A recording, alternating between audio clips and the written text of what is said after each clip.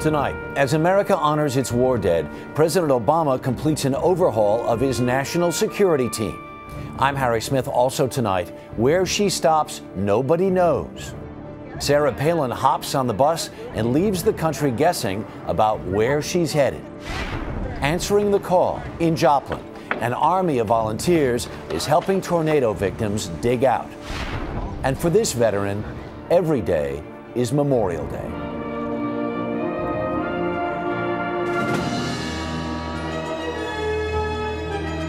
This is the CBS Evening News. Good evening. They answered the call to duty and gave their lives. Today, Americans paid tribute to them. It was an emotional Memorial Day and one marked by change, as President Obama named a new top military officer. A reminder that members of the U.S. Armed Forces are in harm's way on 3 separate fronts. At Arlington National Cemetery, the president laid a wreath before the tomb of the unknowns and addressed military families who waved flags and fans in the sweltering heat. Our nation owes a debt to its fallen heroes that we can never fully repay. But we can honor their sacrifice, and we must. The crowd greeted retiring Chairman of the Joint Chiefs of Staff, Admiral Mike Mullen, with a standing ovation for his 4 decades of service in the military. Earlier in the day, the president had announced the admiral's replacement, Army General Martin Dempsey. With nearly 40 years in uniform, Martin Dempsey is one of our nation's most respected and combat-tested generals.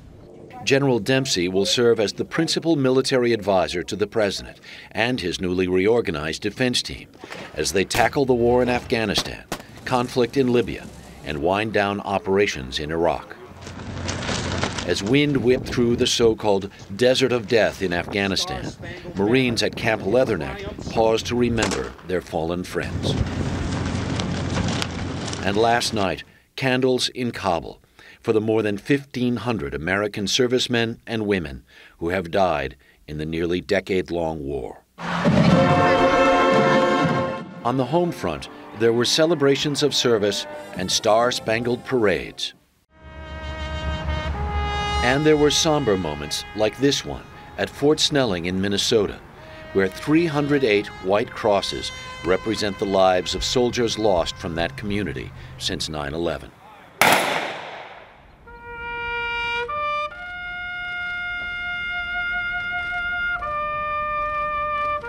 And taps played across the land in honor of and in mourning for those who gave their lives to protect the freedoms we hold dear. The long war continues in Afghanistan. Today, Taliban suicide bombers struck a city in the west that had been relatively quiet. A car bomb exploded at an Italian army base in Herat near the border with Iran. A second bomb tore through a bus stop. 5 people were killed and about 3 dozen wounded, including 5 Italian soldiers. On the eastern edge of Afghanistan in Paktika province, this Memorial Day found American troops in combat and getting ready for more. Mandy Clark is with them. It's the end of the day at the combat outpost here in Marga, which is right near the Pakistani border. But for the soldiers at Fox Company, this is just an ordinary day, an extraordinary place. We're just 2 miles away from the Pakistani border. Now these soldiers are preparing for the influx of insurgents that come every spring, because this time of year is known as the fighting season. There were ceremonies across Afghanistan to mark Memorial Day. We gotta move, guys. But for most soldiers here, they're here to fight, and casualties are still coming in hard and fast. And just this morning, for the 6th day in a row, the base came under attack. One shallow rocket landed just outside the base, another landed inside the base. And whenever they come under attack, they have to defend themselves, and they call in the heavy weapons, the big guns, to repel those attacks. There is always a danger that civilian targets may get caught in the crossfire. This unit of very young men, based in the heart of Afghanistan's tribal area, in a very austere, remote place, really has to find the balance between fighting a war and winning the peace. Mandy Clark, CBS News, Paktika, Afghanistan. In the battle for Libya, new signs that Muammar Qaddafi is losing his grip on power. 5 Libyan army generals turned up in Rome today, saying they and scores of other officers have defected. And in Tripoli, Qaddafi himself appeared on TV for the first time in weeks to welcome a delegation offering him one last chance to escape. Alan Pizzi is there. South African President Jacob Zuma arrived to the eccentric pomp and clamor that is a signature of the regime of Colonel Muammar Qaddafi. His peace mission is seen as a last-ditch effort to find a diplomatic exit for the Libyan dictator. The crowds chanted, "We want Qaddafi," but the man himself was nowhere in sight, and Zuma was whisked away in a convoy surrounded by South African soldiers and police. Hours later, the two men strolled into an ornate hall believed to be part of the much-attacked compound known as Bab al-Aziza. It was the first time that Qaddafi has been seen since May the 11th. That's not least because NATO warplanes have picked up the pace of airstrikes, and British planes are being armed with powerful bunker-busting bombs that prompted NATO's Secretary General to predict that what he called Qaddafi's reign of terror would end soon. To add to Qaddafi's woes, 8 Libyan army officers, including 5 generals, told a press conference in Rome that they were joining the Libyan rebels and that 120 officers and soldiers had defected in recent days. And now it seems the peace mission has fallen flat. Zuma told Libyan and South African television that Qaddafi said he was willing to talk about a ceasefire, but made no mention of meeting the rebels' key demand that he step down. In effect, the same answer that scuttled the last such peace effort. Alan Pizzi, CBS News, Tripoli. To politics now, and the question that is dominating these early days of the 2012 presidential campaign: will Sarah Palin run? So far, she's not tipping her hand. Here's political correspondent Jan Crawford. After stealing the thunder at the annual Rolling Thunder bike rally, Sarah Palin kicked off her One Nation bus tour today with a stop at the National Archives to see the Declaration of Independence. And then it was on to Fort McHenry in Baltimore. And all the way, reporters were chasing behind her with the same question. When are you planning to announce that you're running for president? When I decide if I'm ever going to run for president. And what's going to go into making that decision? It's a continued process of contemplating what it is that we have in front of us as a family and what the field looks like. But as she starts her cross-country trip to historic sites and patriotic events, Palin refused to give reporters her schedule. When they complained they didn't know where she was going next, she suggested in an interview with Fox News that stumping her old adversaries in the press was part of the plan. I don't think I owe anything to the mainstream media. Now, at one stop today, Palin told reporters that she thought any Republican candidate could beat President Obama. But her tour is really stealing the political thunder from some of the other prospective candidates. With Michelle Bachmann in New Hampshire today, Tim Pawlenty that's in Iowa, most of the media focus instead was on Palin and, of course, chasing that tour bus to its next stop. Harry. So, Jan, where exactly is that bus? Well, right now, it's in a hotel parking lot in Gettysburg, Pennsylvania. So we assume that she'll be visiting that historic Civil War battlefield, but we don't really know for sure. What we do know, though, is that this is a big week for the committed candidates in the race. Mitt Romney is going to make his campaign official on Thursday. Michelle Bachmann said today that she will be announcing her plans soon in Iowa. That's the state, of course, where she was born. What do you think this impact, though, is having? All of the attention is going to Sarah Palin over the last several days. What impact do you think it has on the other candidates?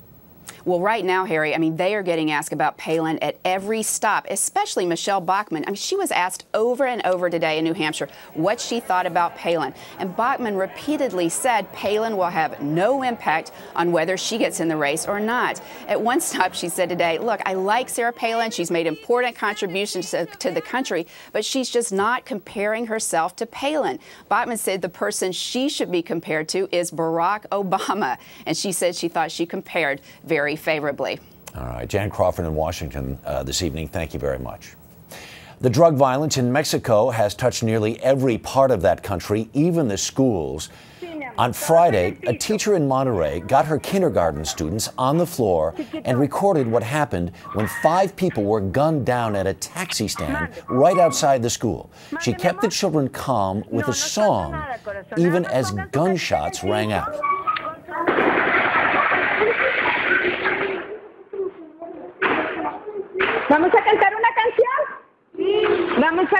habla de, ya sé cuál, si las gotas de lluvia fueran de chocolate, me encantaría estar ahí. ¿Quién quiere chocolate? ¡Yo! That teacher was honored today with a certificate praising her outstanding civic courage. And there was a barrage of bullets early today in Miami's South Beach. Police traded fire with a man in a car who had raced down a crowded block after an apparent drive-by shooting. What you were seeing was caught on video from a nearby high-rise. The man was killed and 3 officers and 4 bystanders were wounded. Coming up next on the CBS Evening News, she lost nearly everything to the tornado in Joplin, but strangers helped her recover what mattered most. Plus, he's flown thousands of American flags, but none as special as this one.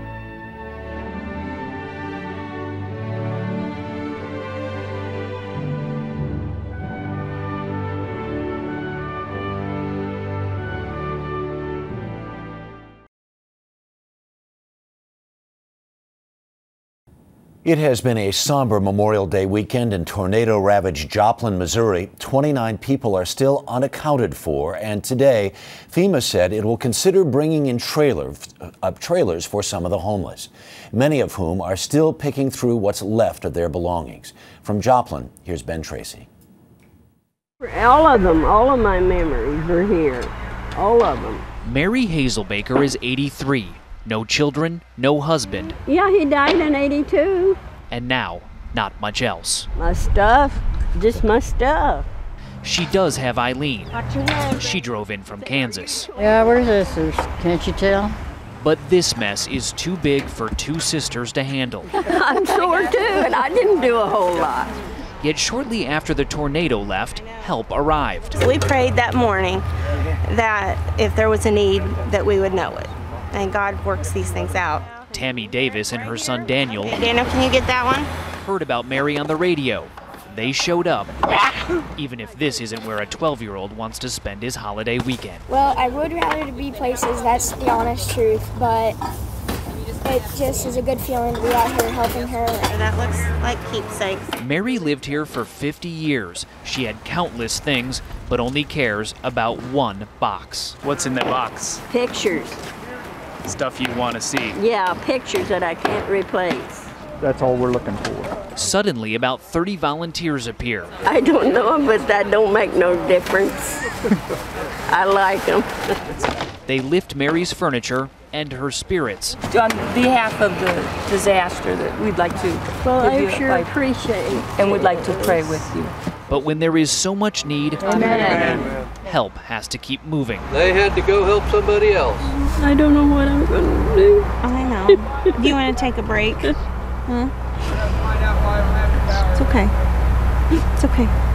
They're going to take care of you. I had another nice thing. I know you did. The Davis family took Mary in for 5 nights and then got her into this home set up for tornado victims. You're going to be all right. I'm blessed. I'm just blessed. And when Mary's new friends came to see her today, hey, I got something to show you. They had found a certain box. My marriage license. With Mary's memories and her pictures. I don't know what I would have done. If it hadn't have been for her, I don't know what I would have done. You've had lots and lots of people loving on you. So you may be wondering how Mary survived the tornado. Well, she wasn't home at the time. She was actually at church and huddled in a closet. And now today a church group said they're going to rebuild Mary's house right here for free. Harry. Ben Tracy in Joplin. Thanks.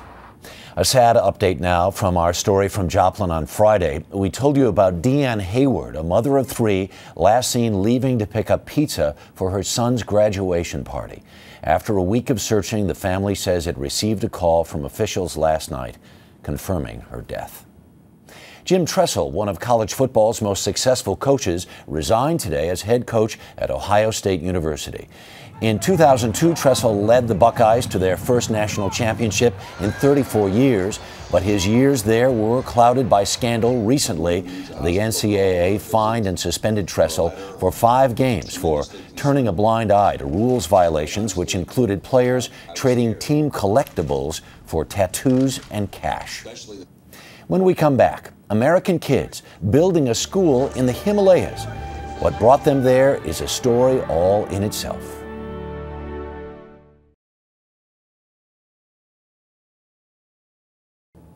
Never underestimate the power of teenagers. When they're motivated, they can do just about anything. And Michelle Miller found someone who is inspiring thousands of young achievers. In this rural village in Nepal, these American teens are digging a foundation for the future, a school for kids half a world away. They're here because of this man, Jim Ziolowski. 20 years ago, while backpacking in Nepal, he was moved by the opening of a new school there. It was a 2-day celebration, 48 straight hours. They never went home. He returned home to a corporate job in New York, but couldn't let go of the images of hope he'd seen amidst all the poverty. I saw what they're dealing with on a day-to-day basis, and I realized we had to do something and give them a way to take action. B4. In 1991, he did take action right in his own backyard. He began an after-school program for inner-city kids who wanted to make a difference in their communities. He called it Build On. The organization is now 20,000 strong. On any given Saturday, you can find Build On teens feeding the homeless, playing cards with the elderly, and caring for the disabled. They spend on average 8 hours a month with people in need. It's where you'll find 15-year-old Charisse Prioun. Instead of me on Saturday staying at home, watching television and sleeping, I actually get out of the house, do work. Through more than 700,000 hours of service, Build On teens have touched the lives of nearly 1.5 million people, putting a brighter face not just on communities here, but around the world. Now I know my ABCs. Several times a year, Jim takes his American Build On teens to help build schools throughout the world. Come on, come on. It made me think that I could do anything if I go for it, not to ever give up. They just broke ground on their 400th school, with plans to build 60 more this year alone. We will not stop until we have reached out to every one of the schools and given students an opportunity to transform their communities. And empowering a new generation to move forward by giving back. Michelle Miller, CBS News, New York. Up next, the American spirit, a veteran and one grand old flag. Tonight's American Spirit segment is sponsored by new Bayer Advanced Aspirin. Extra strength pain relief, twice as fast as before.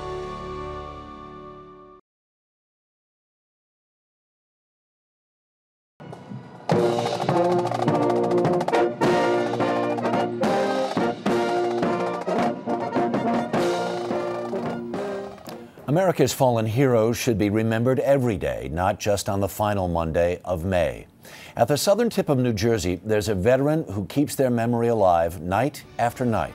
National correspondent Jim Axelrod pays a return visit in tonight's American Spirit. In a way, every day is Memorial Day for Marvin Hume.